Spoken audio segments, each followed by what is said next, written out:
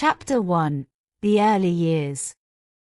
In the heart of the vast American wilderness, amidst the rolling plains and towering forests, there existed a small but resilient tribe known as the Lakota. It was within this tribe that I, Wíyaka, took my first breaths and began my journey through life. From the moment I entered this world, it was clear to my parents that I was different. While other children played and laughed, I observed the world with a keen eye, taking in every detail and searching for meaning in the patterns of nature. My parents, especially my father who was the chief of our tribe, recognized this unique quality in me and nurtured it with great care. As I grew older, my thirst for knowledge only intensified. I spent hours sitting at the feet of our tribe's elders, listening intently to their stories and teachings. They spoke of the ancient traditions that had been passed down through generations, of the spirits that watched over us, and of the sacred connection between all living things. But it was not just the stories of the past that captured my imagination. It was also the world that lay beyond the boundaries of our tribe. I longed to explore the vast expanse of the wilderness, to learn from other tribes and cultures, and to uncover the secrets that lay hidden in the depths of the forests and mountains. My father encouraged my curiosity, knowing that it was a gift that could one day benefit our people. He taught me the ways of the warrior, training me in the art of hunting and survival, but he also instilled in me the importance of wisdom and compassion. He often said that true strength lay not in the ability to wield a weapon, but in the ability to understand and respect the world around us. As the years passed, I grew into a young woman, and with each passing day, I felt the weight of responsibility resting upon my shoulders. My father, now aging and weary from years of leadership, looked to me with pride and hope, believing that I possessed the strength and wisdom to carry on his legacy. Little did I know that my journey was only just beginning, and that the challenges that lay ahead would test me in ways I could never have imagined. But for now, I cherished the warmth of my family and the love of my tribe, knowing that they would always be there to support me as I ventured out into the world. Chapter 2: The Prophecy. As the seasons turned and the years passed, whispers of an ominous prophecy began to echo through the winds of the American wilderness. It was said that a great war would soon descend upon the land, tearing apart the very fabric of existence and plunging the tribes into darkness and despair. The elders spoke of visions they had received from the spirits, of blood-soaked battlefields, and the cries of the fallen haunting the night. Amongst the Lakota, my father, Chief Tatanka, held council with the elders to interpret these foreboding signs. Together, they pieced together fragments of dreams and portents, seeking to unravel the mystery that lay shrouded in the mists of the future.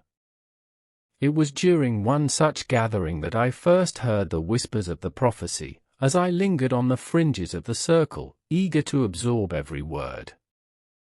The elders spoke of a time of great unrest, when the tribes would turn against each other in a frenzy of violence and greed. They spoke of ancient grudges and simmering tensions that threatened to boil over, consuming all in their path. But amidst the darkness, there was a glimmer of hope, a chance for redemption, a path to salvation. It was then that my father revealed to me the true significance of the prophecy. He spoke of my destiny, of the role that I was fated to play in the unfolding drama of our people. He believed that I possessed a gift, a connection to the spirits that dwelled beyond the veil of reality. He saw in me the potential to change the course of history, to avert the looming catastrophe and guide our tribe to safety. At first, I was overwhelmed by the weight of his words, by the enormity of the task that lay before me. But as I listened to his wisdom and felt the warmth of his faith, I knew that I could not turn away from my destiny. I accepted the mantle of responsibility with humility and determination, vowing to honor my father's legacy and protect our people at any cost.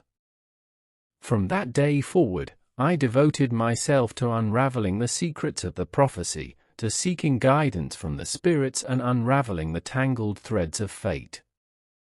I spent countless hours in meditation, reaching out across the boundaries of reality to touch the ancient wisdom that lay hidden beneath the surface of existence. And as I delved deeper into the mysteries of the prophecy, I began to sense a glimmer of hope amidst the darkness. I saw glimpses of a future where peace reigned supreme, where the tribe stood united against a common foe. It was a vision born of sacrifice and struggle, but one that held the promise of a brighter tomorrow. Armed with this newfound understanding, I set out on a journey that would take me to the very edge of existence and back again.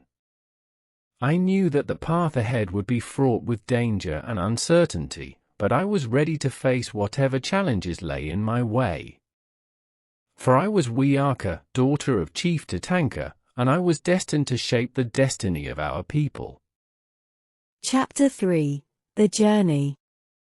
With the weight of destiny heavy upon my shoulders, I embarked on a journey that would take me beyond the familiar borders of my tribe, beyond the safety of our campfires, and into the unknown depths of the wilderness. The winds whispered secrets of distant lands, of ancient spirits that dwelled in the heart of the mountains and the depths of the forests, and I heeded their call with a sense of purpose burning bright within me. Leaving behind the comforting embrace of my family and the familiar sights and sounds of our tribe, I set out alone into the vast expanse of the American wilderness. The sun beat down upon my brow, casting long shadows across the rolling plains as I walked, each step taking me further from the world I knew and closer to the mysteries that awaited me. For days and nights, I journeyed through untamed landscapes, my senses keen and my heart open to the whispers of the spirits that surrounded me. I drank from icy streams and feasted on the bounty of the land, finding sustenance in the rhythms of nature and strength in the solitude of my own thoughts. As I traveled, I encountered many challenges and obstacles that tested my resolve. I faced fierce beasts and treacherous terrain, but with each trial, I grew stronger and more determined to fulfill my destiny. I climbed towering mountains and crossed raging rivers, pushing myself to the limits of endurance in pursuit of the knowledge that would guide me on my quest. Along the way, I met travelers from distant tribes and cultures, each with their own stories to tell and wisdom to share. I listened intently to their words, drawing inspiration from their experiences and learning from their teachings. Together, we forged bonds of friendship and camaraderie, united by our shared journey and the hope that burned bright within us. But it was not just the physical challenges that tested me on my journey, it was also the trials of the spirit, the moments of doubt and uncertainty that threatened to derail me from my path. There were times when I questioned my own abilities, when I wondered if I was truly worthy of the task that lay before me. But in those moments of darkness, I drew strength from the memories of my family and the teachings of my father, and I pressed on with renewed determination. As the days turned into weeks and the weeks into months, I traveled ever deeper into the heart of the wilderness, guided by the whispers of the spirits and the light of my own inner fire. And though the road ahead was long and uncertain, I knew that with each step I took, I was drawing closer to the truth that lay at the heart of the prophecy, and closer to fulfilling my destiny as the savior of my people. Chapter 4: The Discovery. In the midst of my journey through the untamed wilderness, I stumbled upon a hidden valley nestled between towering mountains, a place untouched by the passage of time, where the spirits of the Ancient One seemed to linger in the very air. It was here, in this sacred sanctuary, that I would make a discovery that would change the course of history for my people. As I wandered through the valley, I felt a sense of reverence wash over me, as if I were walking in the footsteps of those who had come before. The trees whispered secrets of ages past, their branches reaching towards the sky in silent supplication to the heavens above. The air was thick with the scent of wildflowers and sage, carrying with it the promise of hidden knowledge waiting to be unearthed. It was then that I encountered an elder from a neighboring tribe, a wise and venerable figure whose eyes sparkled with the light of ancient wisdom. He welcomed me with open arms, sensing the purpose that drove me forward, and together we embarked on a journey of discovery unlike any I had ever known. As we walked, the elder shared with me tales of his people and the visions they had received from the spirits. He spoke of a time when the tribes lived in harmony with the land, their hearts beating in rhythm with the pulse of nature itself. But he also spoke of a darkness that threatened to consume the world, of a great war that loomed on the horizon, casting a shadow over the future of all who dwelled upon the earth. Intrigued by his words, I listened intently as he recounted the details of the prophecy, the same prophecy that had haunted my dreams and driven me to seek answers in the farthest reaches of the wilderness. Together, we pieced together fragments of ancient lore and whispered rumors, unraveling the tangled threads of fate that bound us all together. And then, in a moment of revelation, the elder revealed to me the true significance of the prophecy, the key that would unlock the secrets of the future and pave the way for peace to reign once more. It was a revelation that shook me to my very core, filling me with a sense of awe and wonder unlike anything I had ever known. Armed with this newfound knowledge, I returned to my tribe with a renewed sense of purpose, determined to share the wisdom I had gained and guide my people towards a brighter tomorrow. Little did I know that the journey ahead would be fraught with danger and uncertainty, but I was ready to face whatever challenges lay in my path, for I knew that the fate of my people, and indeed, the fate of all who dwelled upon the earth, rested in my hands. Chapter 5: The Alliance. Upon my return to the tribe, I bore with me the weight of revelation and the spark of hope kindled by the elder's wisdom. The prophecy, once shrouded in mystery and uncertainty, now burned brightly in my mind, illuminating the path forward with a clarity that I had never known before. With a sense of urgency driving me forward, I sought an audience with the other chiefs of the neighboring tribes, eager to share the knowledge that I had gained and forge a path towards unity and peace.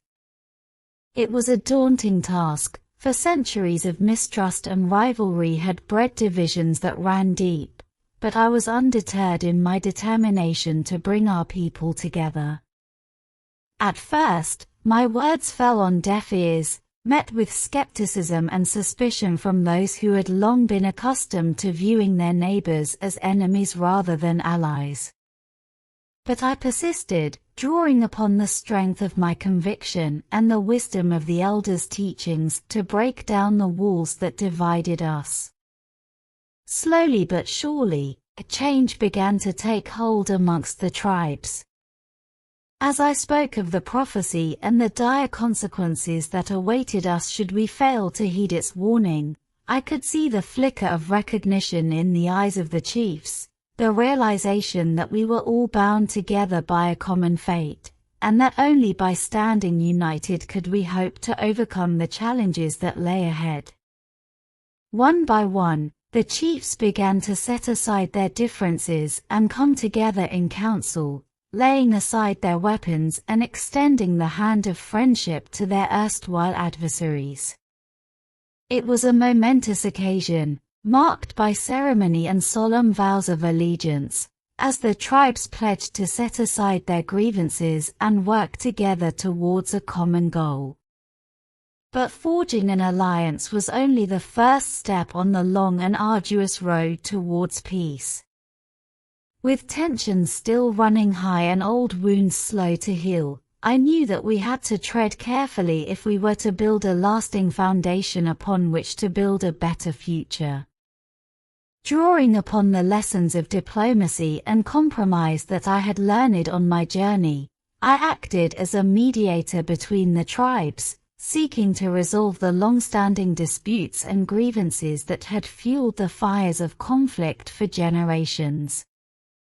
It was a delicate balancing act, fraught with peril and uncertainty, but I refused to give up until every voice had been heard and every grievance addressed. And slowly, almost imperceptibly, the seeds of peace began to take root amongst the tribes. Old enemies became new allies, and bitter rivals found common ground in their shared desire for a brighter tomorrow. It was a testament to the power of unity and understanding, and a harbinger of the peace that was soon to come. As the days turned into weeks and the weeks into months, the bonds between the tribes grew stronger, forged in the crucible of adversity and tempered by the fires of shared struggle. And though the road ahead was still long and uncertain, I knew that so long as we stood together, there was nothing that we could not overcome. Chapter 6: The Negotiation. With the alliance between the tribes firmly established, the next crucial step towards securing lasting peace lay in the delicate art of negotiation. It was not enough to simply agree to stand united against a common foe. We had to address the underlying grievances and disputes that had fueled the fires of conflict for generations. As the appointed mediator between the tribes, I took on the daunting task of facilitating the negotiations, seeking to find common ground amidst the tangled web of rivalries and misunderstandings that threatened to tear us apart.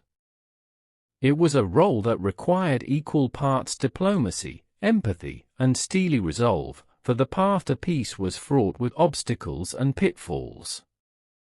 Gathering the chiefs of the various tribes together in council, I began the painstaking process of laying out the terms of a peace accord, a document that would serve as the foundation upon which to build a new era of harmony and cooperation amongst our people. It was a daunting task, for the wounds of the past ran deep, and the scars of centuries-old conflicts still lingered in the hearts and minds of many. But I was undeterred in my determination to see the negotiations through to the end. Drawing upon the lessons of compromise and understanding that I had learned on my journey, I sought to create a space where all voices could be heard and all grievances addressed, a space where the seeds of peace could take root and flourish. It was a delicate balancing act, as I navigated the treacherous waters of tribal politics and sought to reconcile the conflicting interests and agendas of the various factions. There were moments of tension and disagreement, as old rivalries resurfaced and tempers flared, but I refused to let the negotiations descend into chaos. With patience and perseverance, I guided the chiefs towards a series of compromises and concessions, seeking to find solutions that would satisfy the needs and concerns of all parties involved. It was a slow and painstaking process, marked by countless hours of debate and discussion, but with each passing day, we edged closer towards a resolution. And then, finally, after weeks of negotiation and compromise, we reached an agreement, a peace accord that would bring an end to centuries of conflict and lay the groundwork for a new era of cooperation and understanding amongst the tribes. It was a momentous occasion, marked by ceremony and celebration, as the chiefs put aside their differences and pledged to uphold the terms of the accord for generations to come. But even as we celebrated this hard-won victory, I knew that the true test lay in the days and weeks that lay ahead.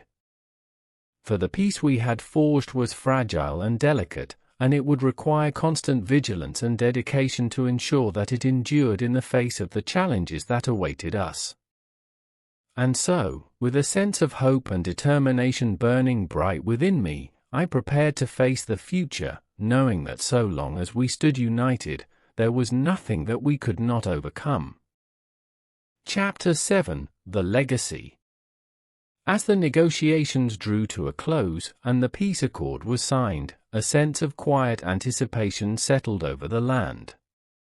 The tribes, once divided by centuries of conflict and rivalry, now stood united in a bond forged by the fires of adversity and tempered by the light of understanding. It was a moment of triumph, a victory won through perseverance and sacrifice, and I knew that the true test lay in the days and weeks that lay ahead. With the peace accord in place, I turned my attention towards solidifying the fragile bonds of unity that had been forged amongst the tribes.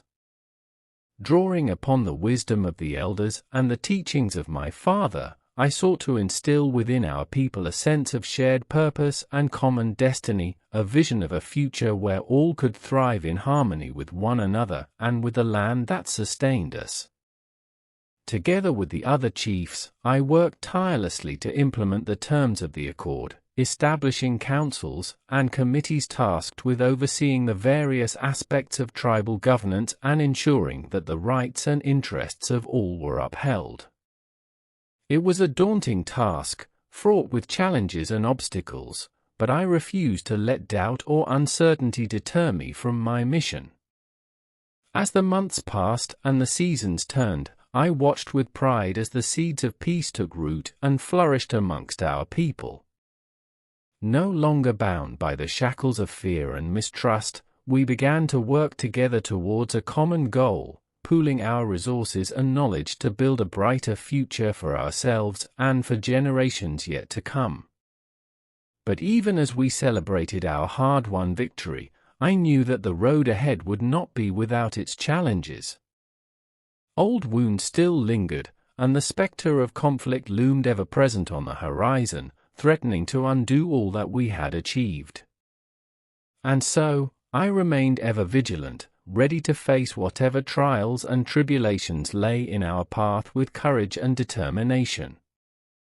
As the years passed and the legacy of our peace endured, I watched with a sense of quiet satisfaction as our tribes grew and prospered, bound together by the bonds of friendship and brotherhood that we had forged through hardship and sacrifice. And though I knew that my own time upon this earth was drawing to a close, I took comfort in the knowledge that the seeds of peace that we had planted would continue to bear fruit for generations to come. For I was Wíyaka, daughter of Chief Tatanka, and though my journey had been long and arduous, I knew that the true measure of my legacy lay not in the battles I had won or the challenges I had overcome, but in the hearts and minds of those who would follow in my footsteps. And as I gazed out upon the land that we had saved, I knew that our future was bright indeed, for we had proven that even in the darkest of times, there was always hope.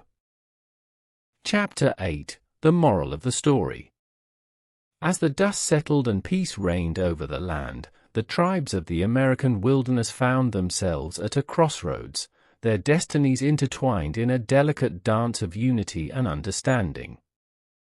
It was a moment of reflection, a time to ponder the lessons learned and the wisdom gained through the trials and tribulations that had brought them to this point. For in the end, it was not the strength of arms or the cunning of strategy that had saved the tribes from destruction, but rather the power of empathy, compassion, and the willingness to seek common ground in the face of adversity. Through perseverance and sacrifice, they had forged a path towards peace, proving that even the most bitter of enemies could find redemption if they were willing to open their hearts to the possibility of reconciliation. And so, as the generations passed and the memory of the war faded into legend, the tribes of the American wilderness held fast to the lessons learned from their shared history. They taught their children to cherish the bonds of brotherhood and sisterhood that bound them together, to respect the land and all its creatures, and to never forget the importance of empathy and understanding in the pursuit of peace. for they knew that the true legacy of their journey lay not in the treaties signed or the battles won, but in the values and principles that they had upheld in the face of adversity. And as they looked out upon the land that they had saved, they knew that so long as they remained true to those values, there was nothing that could tear them apart. And so, dear reader, let us take heed of the moral of this story, that even in the darkest of times, there is always hope. That through empathy, compassion, and the willingness to seek common ground, we can overcome even the greatest of obstacles and build a better future for ourselves and for generations yet to come.